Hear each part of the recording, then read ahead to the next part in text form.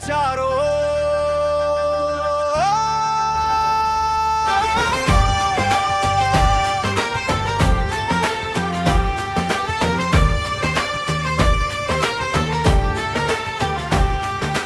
कांवड़ लेके चल से सजनवा बाबा के द्वार, गंगा जल भर के ऐनी श्रद्धा के संग। सावन के महीना बरसे बदरिया, शिव के भक्ति में झूमे हमरो नगरिया। हर हर बम बोलस बम गूंजे चारों ओर, कांवड़ लेके चल से सजनवा बाबा के द्वार। हर हर बम बोलस बम मनवा होए पावन, जय भोलेनाथ जय महादेव सब दुख होए सावन।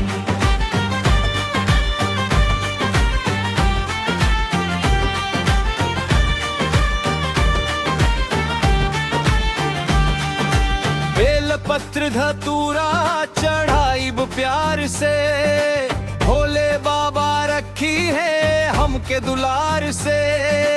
देवघर नगरी चमके निराला, बम बम भोले हर कांवड़िया वाला।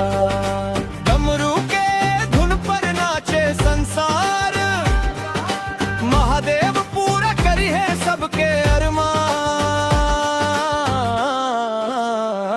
हर हर बम बोलस बम गूंजे चारों ओर, कांवड़ लेके चल से सजनवा बाबा के द्वार।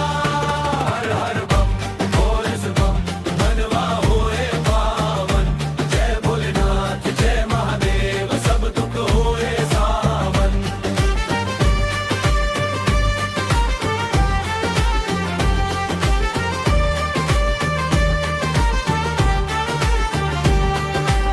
घाट घाट जल भर ली भोर के उजास में, भोले के भरोसा रहली हर सांस में। जोड़े हाथ मांग ले मन के मुराद, शंकर सुन ली है दिल के फरियाद। हर हर